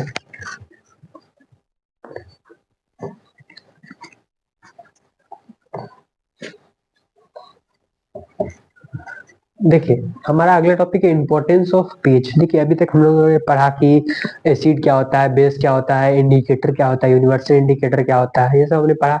फिर इंडिकेटर इन सब के बारे में हम लोग पढ़ चुके हैं, ठीक है। अब हम लोग पढ़ेंगे कि इंपॉर्टेंस ऑफ पीएच, मतलब कि पीएच अगर हमने पढ़ा कि 7 से कम होगा तो एसिडिक होगा, 7 से ज्यादा होगा तो बेसिक होगा, 7 होगा तो न्यूट्रल होगा, और उसके बारे में 0 to 14 के बारे में हमने पढ़ा कि पीएच स्केल क्या है। हम पढ़ेंगे इंपॉर्टेंस क्या है हमारे डेली लाइफ में, डेली यूज क्या है पीएच स्केल का। देखिए तो डेली लाइफ में देखिए in survival of plant and animal, मतलब कि एनिमल और प्लांट जो सर्वाइव करते हैं, human body work within pH of 7 to 7.8 living organisms can survive the narrow range of the pH change। देखिए हमारा जो ब्लड है उसका पीएच 7 to 8 के बीच में रहना चाहिए, या फिर 7 से कम हो, सॉरी 7 से ज्यादा हो तो 8 तक हो, और 8 से कम हो तो 7 तक हो, ठीक है। इसके बीच में हमारे ब्लड का पीएच रहना चाहिए, तो हमारा ऑर्गन सब अच्छा से काम करेगा। और अगर इससे कम हुआ, 7 से कम हुआ और 8 से ज्यादा हुआ, तो हमारा ऑर्गन सब अच्छा से काम नहीं करेगा, काम करना बंद कर देगा, ठीक है, समझ में आया। ये जो होता है बहुत स्ट्रिक्ट होता है, इससे कम नहीं होना चाहिए और इससे ज्यादा नहीं होना चाहिए। तो इसी living organism, plant and animal. अब देखिए acid rain causes bad survival of aquatic plant and animal, मतलब कि एसिड रेन जब होता है तो अच्छा नहीं होता है एक्वेटिक प्लांट और एनिमल के लिए, ठीक है, क्योंकि एसिड पड़ता है ना, एसिडिक रेन होता है, समझ में आया। तो इससे जो होता है प्लांट, जैसे कि खेतों में किसान जब यूरिया पोटास डालते हैं तो क्यों, फर्टिलिटी मेंटेन करने के लिए डालते हैं ना, तो एसिडिक रेन होता है तो इससे नुकसान पहुंचता है। फिर है पीएच चेंज इन सॉइल में क्या चेंजेस होता है पीएच का। देखिए जैसे कि मैंने आपको बताया कि plant require certain pH soil for healthy growth, pH value varies with the type of plant and soil. देखिए पीएच वैल्यू वेरीज करता है, जैसे कि हम लोग किसान जो यूरिया पोटास सल्फर ये सब डालते हैं ना खेतों में, तो वो भी एक मात्रा में डाला जाता है। वो सबसे पहले बेसिक होता है और उसको भी मात्रा में डाला जाता है। अगर मान लीजिए ज्यादा मात्रा में डाल दिया जाए तो बेसिक हो जाएगा सॉइल, अगर कम मात्रा में डाला है तो एसिडिक ही रह जाएगा। तो इसीलिए उसको मेंटेन करके क्वांटिटी में डाला जाता है कि ना एसिडिक हो ना बेसिक हो, अच्छे से फर्टिलिटी हो, ठीक है। अब हमारा अगला है कि pH in our digestive system. आप लोगों को पता होगा कि डाइजेस्टिव सिस्टम क्या होता है, पाचन तंत्र, पाचन प्रक्रिया। हमारे पेट में जो होता है HCl एसिड प्रेजेंट होता है, लेकिन वो जो एसिड होता है वो बहुत कम मात्रा में होता है, मतलब कि HCl प्रेजेंट होता है हमारे पेट के अंदर, स्टोमच के अंदर, वो कम मात्रा में प्रेजेंट होता है, ठीक है। HCl is released in our stomach, मतलब कि पेट, and it help in digestive food and also killed bacteria present in food, and sometimes excess of acid released in stomach and causes acidity। देखिए हमारे पेट में जो एसिड प्रेजेंट होता है वो bacteria को मारता है, जो हम खाना जो खाते हैं उसको डाइजेस्ट होने के लिए, डाइजेस्ट करने में मदद करता है, डाइजेस्ट करने में हेल्प करता है, और बैक्टीरिया को किल करता है, मतलब कि बैक्टीरिया को मार देता है, ठीक है। लेकिन कभी कभी यार आप सुनते हो कि एसिडिटी हो गया है। तो एसिडिटी के लिए क्या करते हैं कि कभी कभी अगर खाली पेट हो आप तो तब भी एसिडिटी हो जाता है, अगर ज्यादा आपने खा लिया तब भी एसिडिटी, मतलब कि मेनी केसेस में, बहुत सारी केसेस में एसिडिटी हो जाता है। तो एसिडिटी को कम करने के लिए, आराम देने के लिए हम क्या करते हैं कि एंटा एसिड खाते हैं, एंटा एसिड्स को खाते हैं। एंटा एसिड्स बेसिकली क्या है कि एक तरह से आप मेडिसिन बोल सकते हो, मेडिसिन है। एंटा एसिड्स जो है मेडिसिन है। जैसे कि आप इनो का नाम सुने होंगे, खाए भी होंगे। इनो, इनो क्या है? इनो ग्लूकोज है ना, इनो ग्लूकोज, ये सब क्या है? इसमें एंटा एसिड्स होते हैं, इसमें एंटा एसिड्स होते हैं जो कि हमारे पेट में जाकर के, स्टोमच में जाकर के उसको, उसके साथ उसको ज्यादा जो एसिड है उसको कम करते हैं और हमें आराम मिलता है। ठीक है, हमें आराम मिलता है। देखिए, अगर आपसे पूछे कि एंटा एसिड्स क्या है, तो आप इन सॉरी, आपसे अगर पूछे कि pH in our digestive system में एंटा एसिड्स क्या है, देखिए ये जो है इनो, ये तो कंपनी का नाम है। इनो क्या है? कंपनी का नाम है। जैसे कि देखिए, इनो क्या है? कंपनी का नाम है, ग्लूकोज कंपनी का नाम है, लेकिन उसमें जो मटेरियल है, मटेरियल जैसे कि आप मैगी खाते हो, तो मैगी क्या? मैगी नूडल्स है।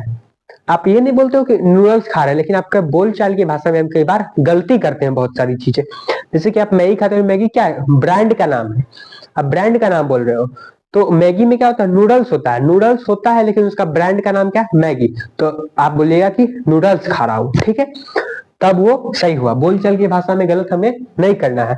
वैसे ही इनो जो होता है, इसमें एंटा एसिड्स होता है, ग्लूकोज में भी एंटा एसिड्स होते हैं, जो कि हमारे पेट में जाने के बाद वो जो एसिडिटी बना है उसको उसके साथ रिएक्ट करके उसको हमारे पेट को आराम देते हैं और हमें अच्छा महसूस होता है। ठीक है, चलिए, जैसे कि एग्जांपल में इसमें जो केमिकल मिले होते हैं वो NaHCO3, MgO2, ठीक है, ये केमिकल्स मिले होते हैं एसिड, ज्यादा जो आपका एसिडिटी हुआ था उसको खत्म करने के लिए। ठीक है, ग्लूकोज और इनो में पाए जाते हैं। ठीक है, तो आज से आप ये नहीं बोलिएगा कि हम मैगी खा रहे हैं, बोलिएगा नूडल्स खा रहे हैं। मैगी क्योंकि ब्रांड का नाम है, ठीक है, इनो ब्रांड का नाम है, ग्लूकोज ब्रांड का नाम है। ठीक है, चलिए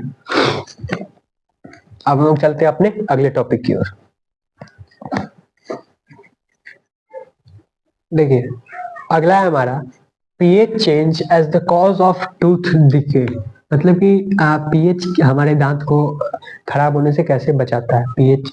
देखिए, tooth decay starts with the tooth decay of the mouth is lower than 5.5। अगर आपका माउथ का जो पीएच वैल्यू है वो 5.5 से कम होगा तो आपका जो दांत है वो सड़ना शुरू हो जाएगा। ठीक है, देखिए, हम सुबह सुबह को जब ब्रश लेते हैं उस पर पेस्ट लगाते हैं, टूथपेस्ट लगाते हैं, तो टूथपेस्ट जो है हमारा बेसिक होता है, मतलब कि बेस होता है, और बेस होता है पहले से एसिड है टूथ में, दांत में, टीथ में पहले से एसिड है, और फिर बेस लगाते हैं उसको, जब रगड़ते हैं तो क्या होता है? हमारा रिएक्शन होता है और इसी से हमारा जो दांत है वो खराब नहीं होता है।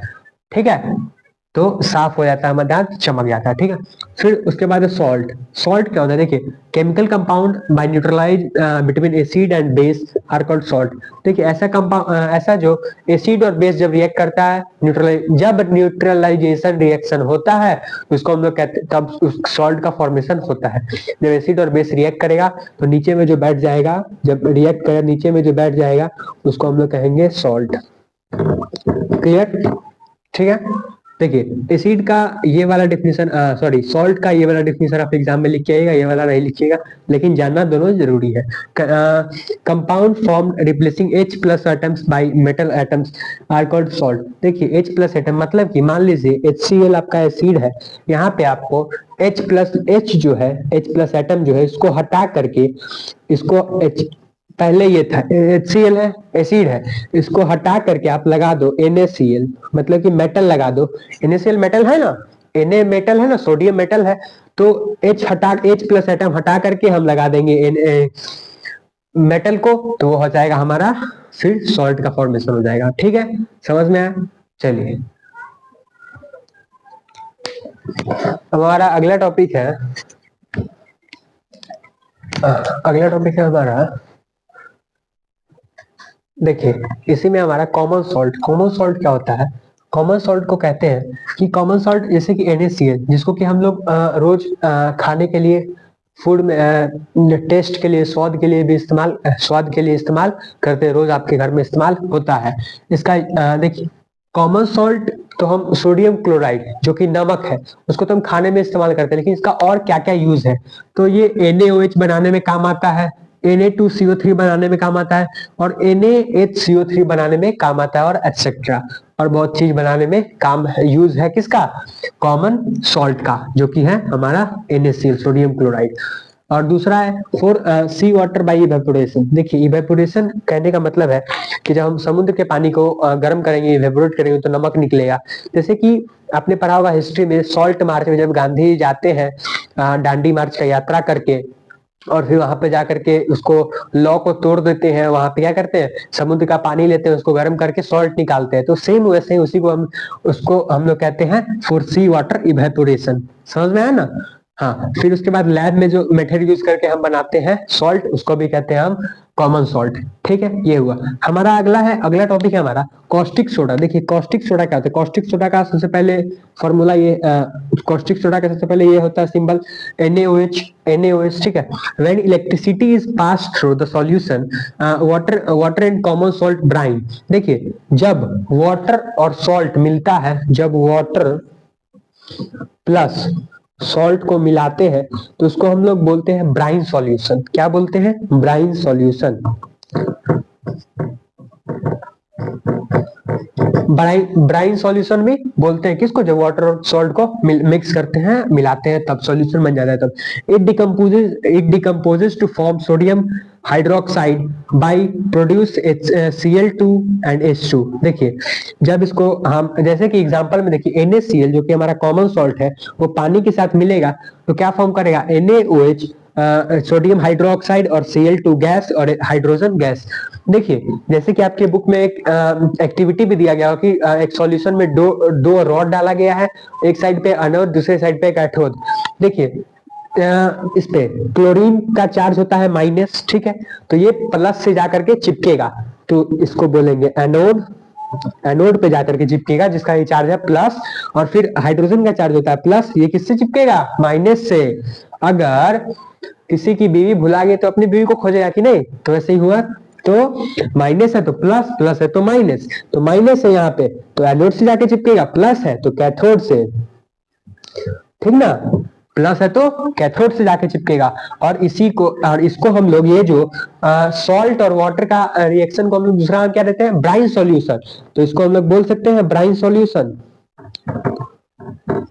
ब्राइन सॉल्यूशन बोल सकते हैं ना, ब्राइन सॉल्यूशन। यहाँ पे एनोड और कैथोड, और ठीक है, हो गया। अब देखिए, अब इसको हम लोग, इस पूरे रिएक्शन को हम लोग नाम देते हैं क्लोर रिएक्शन। ठीक है, इसको हम लोग क्या बोलते हैं? क्लोर रिएक्शन भी बोलते हैं, क्योंकि क्लोरीन गैस रिलीज हो रहा है और सोडियम हाइड्रोक्साइड बन रहा है, sorry क्लोर hydroxide.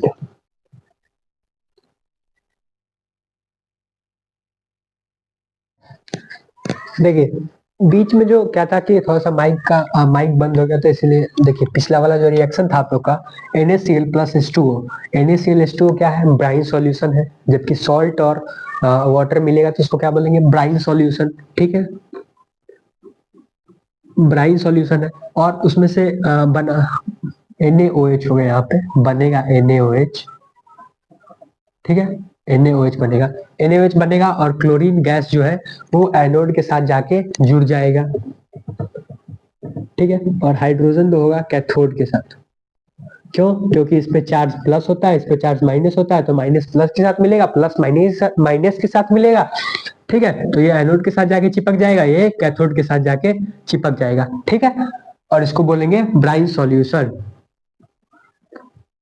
Brine solution, brine solution. ठीक है, तो हमने, आप लोगों ने चैप्टर 1 में पढ़ा था इलेक्ट्रोलाइसिस रिएक्शन। इलेक्ट्रोलाइसिस रिएक्शन में क्या था, जब इलेक्ट्रिसिटी पास करवा करके उसको क्या करते थे, रिएक्शन का फॉर्म करवाते थे, तो उसको हम लोग बोलते हैं इलेक्ट्रोलाइसिस रिएक्शन। तो वैसे ही यहाँ पे इलेक्ट्रिसिटी जब इसमें पास करवा के रिएक्शन करवाएंगे सॉल्ट और वाटर में, तो हमारा निकलेगा NaOH और एनोड निकलेगा, कैथोड, एनोड और कैथोड, और एनोड पे क्लोरीन गैस जम जाएगा और कैथोड पे हाइड्रोजन गैस जम जाएगी। ठीक है, चलिए अब हम पढ़ते हैं कि NaOH जो निकला इसका यूज क्या है। NaOH का सोडियम हाइड्रोक्साइड जो है NaOH, उसका यूज क्या है। तो in making of detergent and soap, जैसे कि साबुन बनाने के लिए, सोप साबुन बनाने के लिए, और डिटर्जेंट बनाने के लिए, मतलब कि वॉशिंग पाउडर जिससे कि मम्मी कपड़ा धुलती है, ठीक है ना, तो उसको बनाने के लिए किसका यूज करते हैं, NaOH का, सोडियम हाइड्रोक्साइड का। लेकिन किसी किसी साबुन में NaOH नहीं भी होता है, जैसे कि नहीं, NaOH एक बेस है जो कि किसी किसी साबुन, जैसे कि डव साबुन है उसमें आपका NaOH नहीं होता है। ठीक है, लाइफ बॉय है तो उसमें होता है NaOH। ठीक है, आप इसको याद रखिएगा। इन पेपर मेकिंग में जब पेपर को बनाने के लिए भी हम NaOH का इस्तेमाल करते हैं। फिर in extraction of aluminium metal, extraction of aluminium metal कहने का मतलब ये है कि आपने ज्योग्राफी में पढ़ा होगा कि कोई भी मिनरल जब निकलता है, जब हम उसको माइनिंग करते हैं, किसी मिनरल को हम निकालते हैं धरती के नीचे से, तो उसमें जो है वो ओर के फॉर्म में निकलता है। उस किसके फॉर्म में निकलता है, ओर के फॉर्म में निकलता है। उसको हम फैक्ट्री में ले जा करके एक्सट्रैक्ट करके गोल्ड, सिल्वर, प्लेटिनियम ये सब बनाते हैं, अलग से निकालते हैं उसी ओर से। ठीक है, तो ओर के फॉर्म में जो होता है, तो उसको ओर से एल्यूमिनियम निकालने के लिए, ओर से एल्यूमिनियम निकालने के लिए हम जो है वो NaOH का यूज करते हैं। ठीक है, ओर से एल्यूमिनियम निकालने के लिए हम NaOH का यूज करते हैं। ठीक है, चलिए अब हमारा हाइड्रोजन भी निकला था ना यहाँ पे, हाइड्रोजन, तो हाइड्रोजन का भी यूज हम पढ़ लेते हैं। तो हाइड्रोजन जो है वो हमारा गुड फ्यूल है, फ्यूचर फ्यूल भी कहा जाता है हाइड्रोजन को। हाइड्रोजन को फ्यूचर फ्यूल भी कहा जाता है, रॉकेट में हाइड्रोजन फ्यूल डलता भी है। ठीक है, तो फिर उसके बाद मेकिंग HCl बनाने के लिए भी काम आता है हाइड्रोजन। फिर मेकिंग अमोनिया बनाने के लिए भी काम आता है हाइड्रोजन। ठीक है, जो कि फर्टिलाइजर, खाद बीज में होता है।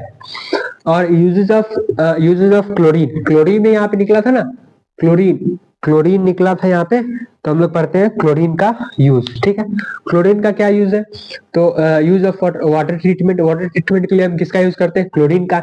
इन मेकिंग PVC, मतलब कि पॉली विनाइल क्लोराइड, ठीक ना, PVC का फुल होता है poly vinyl chloride. Plastic polythene जो बनने में हम यूज करते हैं, बनाने में यूज करते हैं। Cl2 का मतलब कि क्लोरीन का। ठीक है, फिर स्विमिंग पूल में भी डलता है क्लोरीन, स्विमिंग पूल जो कि पानी को साफ रखने के लिए, वो भी डलता है। फिर मेकिंग डिसइंफेक्टेंट ऑफ CFC जो क्लोरोफ्लोरोकार्बन, जो कि पहले यूज होता था अब नहीं होता है, बंद हो गया। ऑल्सो मेकिंग पेस्टिसाइड खाद बीज भी बनाने के लिए हम क्लोरीन का यूज करते हैं। ठीक है, चलिए आप चलते हैं हम लोग अपने अगले टॉपिक की ओर। हमारा अगला टॉपिक है ब्लीचिंग पाउडर से आपके बहुत सारे क्वेश्चंस आते हैं आपके एग्जाम में, उसको आप याद रखिएगा। देखिए केमिस्ट्री में जो रिएक्शंस है उसको तो आप पूरा याद ही कर जाइए, क्योंकि बहुत ही जरूरी है, बहुत जरूरी, रट जाइए। ठीक है, देखिए ब्लीचिंग पाउडर का फॉर्मूला सिंबल होता है CaOCl2 से डिनोट करते हैं ब्लीचिंग पाउडर को। इसको हम लोग सोडियम ऑक्सीक्लोराइड भी कहते हैं, ठीक है। देखिए ब्लीचिंग पाउडर जब हम पास करवाएंगे Cl2 गैस इन ड्राई स्लेक्लेम, तो हमारा CaOH2 कैल्शियम हाइड्रोक्साइड और Cl2, कैल्शियम हाइड्रोक्साइड एक बेस है। अब इसमें से जब हम क्लोरीन गैस को पास करवाएंगे तो हमारा बनेगा CaOCl2 प्लस H2O, CaOCl2 जो कि ब्लीचिंग पाउडर है, ठीक है, और वाटर रिलीज होगा, ठीक है, पानी निकलेगा। ठीक, अब देखिए क्लोरीन गैस जो है वो साफ करता है पानी को, साफ करता है, ठीक है। तो बेस है जो कि हमारा कैल्शियम हाइड्रोक्साइड, उसमें हम क्लोरीन गैस पास करवाएंगे तो जो होगा हमारा ब्लीचिंग पाउडर निकलेगा। समझ में? देखिए यूजेस ऑफ ब्लीचिंग पाउडर क्या है, ब्लीचिंग पाउडर का क्या क्या यूज है, इसको हम लोग पढ़ेंगे। यूजेज ऑफ ब्लीचिंग पाउडर, पहला है for bleaching cotton Lenin in the textile industry. Textile industry, कपड़ा जो बनने का इंडस्ट्री होता है टेक्सटाइल में, जहाँ पे कॉटन, देखिए पहले से कॉटन जो होता है ना, जो पेड़ से एक्सट्रैक्ट करके लाया जाता है, कॉटन का जो प्लांट होता है उससे निकाला जाता है, वो येलो होता है। उसको साफ करने के लिए, उसको ब्लीच करने के लिए हम लोग किसका इस्तेमाल करते हैं? ब्लीचिंग पाउडर का, ठीक है। और लेलिन को भी, लेलिन का कपड़ा होता है ना, पतला सा रेशा टाइप का कपड़ा होता है, उसको कहते हैं लेलिन का कपड़ा। और लेलिन का जो शर्ट होता है या फिर लेलिन का कपड़ा, लेलिन का कोई भी कपड़ा, उसको उससे पहले लेलिन को और कॉटन को हम लोग ब्लीचिंग पाउडर से ब्लीच करते हैं, कहाँ पे? इंडस्ट्री में, ठीक है। चलिए, दूसरा है आपका for bleaching wood pulp in paper industry. Paper जो बनता है, पेपर, कागज, पेपर शीट, वो कैसे बनता है? पेड़ के छाल से बनता है, पेड़ों के छाल से बनता है। तो पेड़ों का छाल जो होता है उसको निकाल के लाया जाता है फैक्ट्री में और उसको साफ किया जाता है, ब्लीच किया जाता है। तो किससे किया जाता है ब्लीच? ब्लीचिंग पाउडर से ब्लीच किया जाता है, ठीक है। तो ये हो गया दूसरा यूज। पेपर को साफ करने के लिए हम किसका यूज करते हैं? ब्लीचिंग पाउडर का। फिर act as oxidizing agent of chemical factory. Chemical factory में एक ऑक्सीडाइजिंग एजेंट के रूप में भी काम करता है, कौन? ब्लीचिंग पाउडर, ठीक है। फॉर डिसइंफेक्टेड ड्रिंकिंग वाटर, जहां पे गंदा नाली होता है, गंदा पानी होता है, तो हम उसमें ब्लीचिंग पाउडर को डाल देते हैं। तो क्या है? क्योंकि कीड़ा नहीं रहे वहां पे, साफ हो जाए पानी, अच्छा साफ हो जाए, ठीक है। अगर हम स्विमिंग पूल में भी मान लो कहीं गंदा पानी है, उसमें अगर हम ब्लीचिंग पाउडर डाल देंगे तो वो साफ हो जाएगा, साफ होता है। क्योंकि इसमें क्लोरीन गैस से हम पास करवाते हैं। क्लोरीन ब्लीचिंग, जब ब्लीचिंग पाउडर क्लोरीन में होता है, जब वो जाता है पानी में मिलता है तो क्लोरीन रिलीज करता है। तो क्लोरीन गैस क्या करता है? पानी को साफ करता है, पानी को साफ करता है। इसीलिए हम ब्लीचिंग पाउडर को डालते हैं पानी में। समझ में आया इसका यूज? और ये आपके एग्जाम में पूछ सकता है, इसको आप याद रखिएगा, ये एक भी आई है, ठीक है। चलिए अब हम लोग चलते हैं अपने अगले टॉपिक की।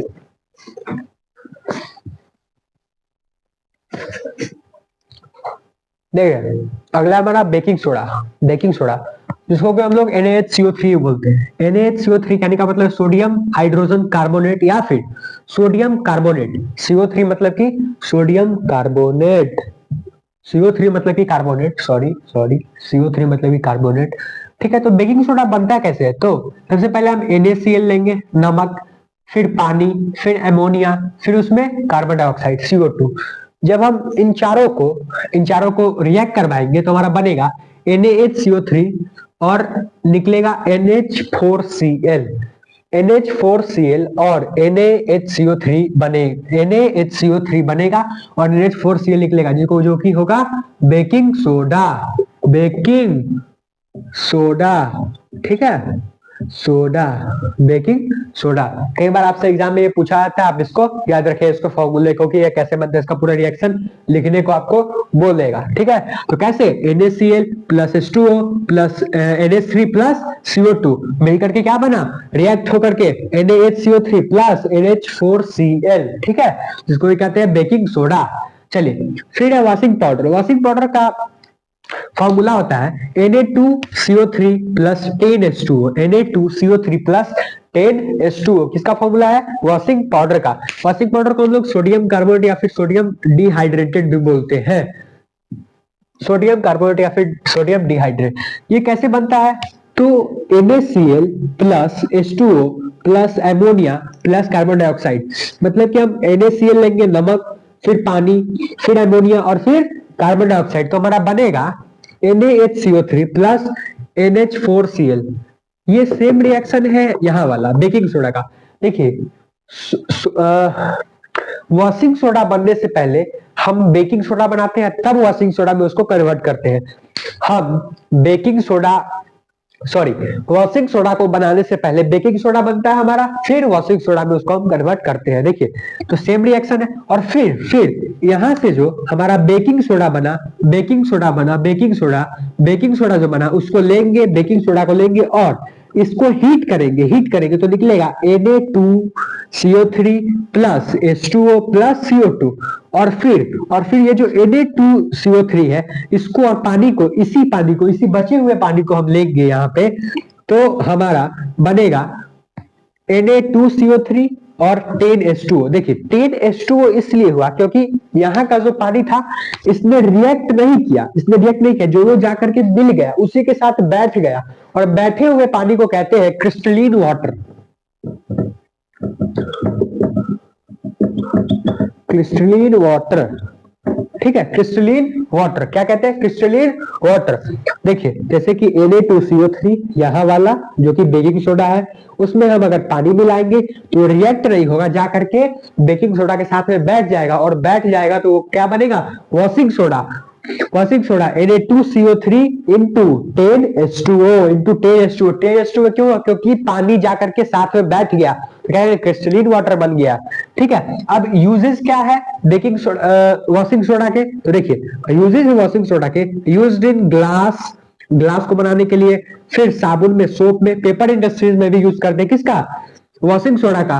फिर दूसरा यूज क्या, use to form sodium compounds like borax. Borax को बनाने के लिए भी किसका यूज करते हैं, वॉशिंग सोडा का। ठीक है, फिर तीसरा यूज क्या, use that cleaning agent for domestic purpose, मतलब कि हम अपने घर में भी कपड़े को साफ करने के लिए वॉशिंग सोडा का यूज करते हैं। वॉशिंग सोडा पानी में जाने के बाद पानी को नरम कर देता है, मतलब कि स्पॉन्जी टाइप बना देता है, जिससे कि कपड़ा जल्दी साफ हो जाता है। पानी से हम कपड़ा साफ करते रहो जल्दी साफ हो जाता है, ठीक है ना, इसीलिए नरम बना देता है पानी को। ठीक है, और फिर used in removing hardness of water, ये जो पानी के हार्डनेस को है उसको रिमूव कर देता है, नरम बना देता है, यही कहा गया है इसमें। ठीक है, और डोमेस्टिक पर्पस के लिए भी यूज करते हैं किसको, वॉशिंग सोडा को। और क्यों यूज करते हैं, क्योंकि वो पानी में जाने के बाद वॉशिंग सोडा जो है पानी को नरम बना देता है, इसलिए यूज करते हैं। पानी को नरम बना देता है वॉशिंग सोडा, इसलिए यूज करते हैं। और किसके लिए यूज करते हैं, तो डोमेस्टिक पर्पस के लिए भी हम इसका यूज करते हैं। ठीक है, चलिए अब हमारा लास्ट टॉपिक है POP, जिसको कि बहुत फेमस रिएक्शन है, जिसको कि कहा जाता है plaster of Paris. Plaster of Paris, ठीक है, चलिए तो मैं लिख लेता हूं, उसके बाद आपको बताता हूं। देखिए इसमें जो है बेकिंग सोडा, वॉशिंग सोडा, इसमें आपके रिएक्शन पूछ लिए जाएंगे, नहीं तो यूज पूछ लिए जाएंगे, तो आप इसको ध्यान रखिएगा, नहीं तो कैसे बनता है वो पूछ लिया जाएगा। ठीक है, चलिए तो चलिए हमारा लास्ट टॉपिक है प्लास्टर ऑफ पेरिस। देखिए प्लास्टर ऑफ पेरिस को हम लोग POP भी बोलते हैं, शॉर्ट फॉर्म में क्या बोलते हैं, POP, plaster of Paris. POP मतलब प्लास्टर ऑफ पेरिस। देखिए प्लास्टर ऑफ पेरिस का केमिकल फॉर्मूला होता है CaSO4 इंटू हाफ H2O,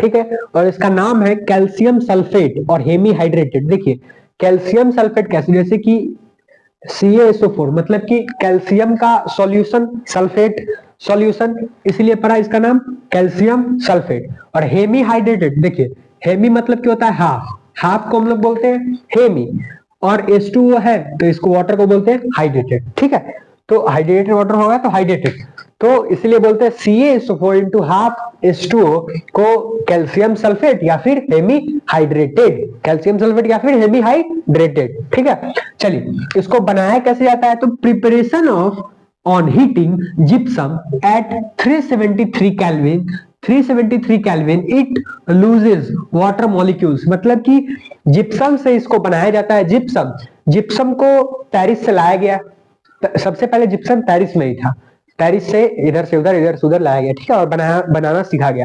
तो जिप्सम से हम क्या बनाते हैं, प्लास्टर ऑफ पेरिस। जिप्सम को एग्जैक्ट 373 केल्विन पे रखा जाता है, हीट दिया जाता है। 373 बोलने का मतलब है कि 100 डिग्री सेल्सियस, 100 डिग्री सेल्सियस पे रखा जाता है, 100 डिग्री सेल्सियस पे रखा जाता है किसको, जिप्सम का फॉर्मूला होता है CaSO4 इंटू 2H2O, इसका मतलब होता है जिप्सम। ठीक है, इसका क्या मतलब होता है, जिप्सम का फॉर्मूला क्या होता है CaSO4 इंटू 2H2O। जिप्सम को जब हम हीट करते हैं 373 केल्विन, एग्जैक्ट 373 केल्विन, ना उससे ज्यादा होना चाहिए ना उससे कम, काहे, प्लास्टर ऑफ पेरिस बनाने के लिए। तो जिप्सम को जब हम हीट करते हैं 373 केल्विन मतलब कि 100 डिग्री सेल्सियस पे, तब CaSO4 बनता है into half H2O plus 3/2H2O बनता है हमारा। क्या, जब हम जिप्सम को हीट करते हैं 373 केल्विन पे 373 केल्विन पे तो हमारा प्लास्टर ऑफ पेरिस बनकर तैयार होता है। प्लास्टर ऑफ पेरिस का फॉर्मूला होता है CaSO4 into half H2O और बनता है 3/2 ठीक है। चलिए, और अगर हम जिप्सम को भैया अगर हम जिप्सम को कम या फिर ज्यादा पे हीट कर देंगे, ज्यादा टेम्परेचर पे हीट कर देंगे, तो अगर एवब हुआ 373 केल्विन से, तो 373 केल्विन से अगर एवब होगा जिप्सम, जिसका कि फॉर्मूला होता है CaSO4 into 2H2O, CaSO4 into 2H2O जिसका कि फॉर्मूला होता है जिप्सम का, और जिप्सम को जब हम हीट करेंगे एवब 373 केल्विन पे, तब CaSO4 और 2H2O बनेगा। CaSO4 और 2H2O बनेगा, जो कि किसी काम का नहीं होगा। इसलिए किसी काम का नहीं होगा क्योंकि डेड बर्न्ट प्लास्टर हो जाएगा, वो डेड बर्न्ट प्लास्टर हो जाएगा और किसी काम का वो नहीं रहेगा, जला हुआ हो जाएगा, ठीक है। तो उस जब प्लास्टर ऑफ पेरिस को बनाया जाता है तो बहुत ध्यान रखा जाता है, जिप्सम को 373 केल्विन पर ही हीट कराते हैं, ना थोड़ा कम ना थोड़ा ज्यादा, ठीक है। इस बात को आप याद रखिएगा। और आपके एग्जाम में पूछा जाता है कि 373 पर ही क्यों हीट किया जाता है, इसलिए तो ज्यादा होगा तो क्या बनेगा, डेड बर्न्ट प्लास्टर, ठीक है, आपके नॉलेज के लिए, ठीक है। चलिए, तो अब यूज क्या है प्लास्टर ऑफ पेरिस का, देखिए प्लास्टर ऑफ पेरिस, इसका नाम क्या, इससे पहले हम लोग प्लास्टर ऑफ पेरिस देखिए, पेरिस से क्या आया, जिप्सम, पेरिस से क्या आया, जिप्सम, जिप्सम जो कि पेरिस से आया तो इसका नाम पड़ गया पेरिस, और फिर बन क्या रहा है, प्लास्टर, प्लास्टर बना, इसको हम प्लास्टर जो बन रहा है इसलिए इसका नाम रखे प्लास्टर ऑफ पेरिस, क्या रखे नाम, प्लास्टर ऑफ पेरिस। अब भैया इसका यूज क्या है, पीओपी का, मतलब कि प्लास्टर ऑफ पेरिस का, तो by doctors for supporting fractured bones, देखिए हड्डियां डॉक्टर्स यूज करते हैं हड्डी को जोड़ने के लिए, लेकिन हड्डी जुड़ता नहीं है इससे, हड्डी को सपोर्ट करता है, सपोर्टिंग बोन्स, मतलब कि अगर मेरा हाथ टूट जाए, यहाँ पे टूट जाए तो इसको क्या करे, यहाँ पे अगर टूट जाए तो इसको प्लास्टर करेगा, ठीक है, प्लास्टर कर देगा, तो प्लास्टर क्या करेगा, सपोर्ट करेगा हमको कि मैं हाथ ना हिलाऊं, क्योंकि वो 20-25 दिन में एक जगह रह के सेट कर जाए, ठीक है। तो इसके लिए यूज करते हैं किसका, प्लास्टर ऑफ पेरिस का, डॉक्टर्स, ठीक है। और मान लीजिए कि जैसे कि देखिए ह्यूमन की टेंडेंसी होती है कि हाथ पैर को, अपने जो भी ऑर्गन्स है उनको हिलाएं, ठीक है। तो जो अपने बॉडी पार्ट्स को हिलाते हैं, तो अब याद नहीं, मान लीजिए कभी मेरा हाथ टूटा हुआ है, अगर कभी याद नहीं रहा मुझे कि मेरा हाथ टूटा हुआ है और मैंने हिला दिया, तो क्या हो जाएगा, बोन इधर से उधर हिल जाएगा। लेकिन अगर इसको प्लास्टर ऑफ पेरिस से अच्छा से इसको प्लास्टर किया रहेगा तो ये बोन नहीं हिलेगा, और एक जगह रहने के कारण अपना जो बोन है वो खुद आपस में अटैच हो जाएगा, उसमें कोई जरूरत नहीं है, ठीक ना। चलिए, फिर अगला है हमारा मेकिंग टॉयज और कॉस्मेटिक इटीसी। देखिए टॉयज बना मतलब कि खिलौने और कॉस्मेटिक आइटम, कहने का मतलब कि मेकअप के सामान बनाने के लिए उसको यूज किया था, किसको, पीओपी को, प्लास्टर ऑफ पेरिस को, प्लास्टर ऑफ पेरिस को। जैसे कि कॉस्मेटिक की, जैसे कि फाउंडेशन होता है, लड़कियां जो यूज करती है फाउंडेशन, फाउंडेशन में क्या होता है कि प्लास्टर ऑफ पेरिस के कुछ कण होते हैं, इसलिए होते हैं क्योंकि वो जो चेहरे पे मेकअप लगाए उसको कि गिरने ना दे, मेकअप से पहले फाउंडेशन लगाया जाता है, क्यों लगाया जाता है, क्योंकि उस पे मेकअप को गिरने ना दे और मेकअप को पकड़ के रखे, इसलिए किसको यूज किया जाता है, प्लास्टर ऑफ पेरिस, ठीक है। चलिए अब अगला, मेकिंग फायर प्रूफ ग्लव्स। देखिए फायर प्रूफ ग्लव्स बनाने में अब यूज नहीं किया जाता प्लास्टर ऑफ पेरिस का, पुराने समय में यूज किया, पहले के टाइम में, थोड़ा टाइम पहले, जब अभी तो बहुत सारा आ गया ना बनाने का चीज सब, लेकिन पहले के टाइम में प्लास्टर ऑफ पेरिस का यूज किया जाता है, किसको, फायर प्रूफ ग्लव्स को बनाने के लिए। देखिए ऐसा नहीं है कि प्लास्टर ऑफ पेरिस में आग नहीं लगता है, आग लगता है, लेकिन ये हार्ड होने के कारण, ये हार्ड होने के कारण किसको प्रोटेक्ट करता है, हाँ ग्लव्स पहने रहेंगे, उसमें प्लास्टर ऑफ पेरिस का लेयर है एक पतला सा, तो हाथ को प्रोटेक्ट करेगा थोड़े टाइम के लिए, जबकि कम हीट रहेगा तो, लेकिन अगर ज्यादा हीट देंगे तो वो प्रोटेक्ट नहीं कर पाएगा, इसीलिए। और पहली बात तो वो प्लास्टर ऑफ पेरिस टाइट होता है, जैसे कि यहाँ पट्टी लगाता है, बैंडेज पट्टी, तो वो टाइट होता है कि नहीं, प्लास्टर ऑफ पेरिस लगाता है, तो ऐसे ही ग्लव्स में भी टाइट हुआ करता है, तो पहनने में कंफर्टेबल भी नहीं हुआ करता था, इसीलिए इसका यूज नहीं करते हैं, किसको बनाने के लिए, फायर प्रूफ ग्लव्स को। और एक बात और याद रखिएगा, ये जो आपका ये प्लास्टर ऑफ पेरिस है, ये जो आपका प्लास्टर ऑफ पेरिस है, इसमें अगर हम पानी डाल दे, इसमें अगर पानी डाल दे तो फिर से ये जिप्सम के शेप में आ जाएगा, फिर से ये जिप्सम के शेप में आ जाएगा, फिर से ये जिप्सम के शेप में आ जाएगा और बहुत हार्ड हो जाएगा। अगर हम प्लास्टर ऑफ पेरिस मार्केट से खरीद के लाए और उसमें अगर हम पानी डाल दे, पानी को डाल दे तो क्या होगा कि फिर से वो जिप्सम के फॉर्म में आ जाएगा और बहुत हार्ड हो जाएगा। कुछ ही समय में वो बहुत हार्ड हो जाएगा, कुछ ही समय में बहुत हार्ड हो जाएगा, ठीक है ना, हार्ड हो जाएगा। तो इसीलिए प्लास्टर ऑफ पेरिस को मॉइस्चर से बचा के, मतलब कि नमी से बचा के रखा जाता है, ऐसे कंटेनर में रखा जाता है जिसमें कि नमी नहीं है। अच्छा है, ठीक है, तो इस बात का भी आप ध्यान रखेंगे, ठीक है। चलिए अब अगला है आपका मेकिंग एयर टाइट कंटेनर। देखिए एयर टाइट जो कंटेनर, मान लीजिए कि एयर टाइट कंटेनर कैसा, जैसे कि शीशा है, शीशा का चारों तरफ से, मेरे चारों तरफ एक खांच ये है, फिर एक ये है, फिर एक ये है, फिर एक ही, और इसमें हमको एयर भरना है, नीचे से भी है, शीशा ग्लास है, तो इसमें क्या कोने कोने पे जो जगह खाली रहेगा उसमें हम क्या करें, प्लास्टर ऑफ पेरिस भर देंगे, तो वो जो है हवा को बाहर नहीं निकलने देगा, ठीक है, तो एयर टाइट कंटेनर हो जाएगा। इसलिए भी यूज करते हैं लेकिन अब नहीं करते, ठीक है। चलिए तो यहीं पे आपका चैप्टर होता है खत्म। आपको मैं बता दूं फिर से कि इस रिएक्शन बहुत जरूरी है, आप इसका याद रखिएगा फॉर्मूला और इसका यूज्ड, ठीक है, आप इसको याद रखिएगा। और 373 केल्विन पे इसको हीट किया जाता है, आप इसको भी याद रखिएगा। चलिए तो लेकिन मैं चैप्टर खत्म करने से पहले एक बात आपको बताना चाहूंगा। देखिए कुछ वर्ड होता है जो कि पहला है आपका हेमी, हेमी मतलब कि हाफ, मतलब कि 1/2। दूसरा यूनी या फिर मोनो, मतलब कि 1। बाई या फिर डाई मतलब कि 2। ट्राई मतलब कि 3। टेट्रा या फिर क्वाड मतलब कि 4। टेंटा या फिर कोएंका मतलब कि 5। ये जो वर्ड है ये आपको बहुत काम देगा, ये इंग्लिश में यूज होने वाले प्रीफिक्स है, ये इंग्लिश में यूज होने वाले कुछ प्रीफिक्स वर्ड है जिसका कि आपको काम है। कार्बनिक कंपाउंड चैप्टर में मैं आपको 1 से लेकर के 20 तक का वर्ड बताऊंगा कि इंग्लिश में ये क्या होगा, ठीक है। इंग्लिश में यूज होने वाले कुछ प्रीफिक्स है, इसको आप याद रखिएगा, ठीक है। चलिए आपका चैप्टर होता है खत्म, विदा लेते हैं आपसे, मिलेंगे फिर अगले चैप्टर नंबर 3 में जिसका कि नाम है मेटल्स एंड नॉन मेटल्स। तब तक के लिए good luck, have a good day.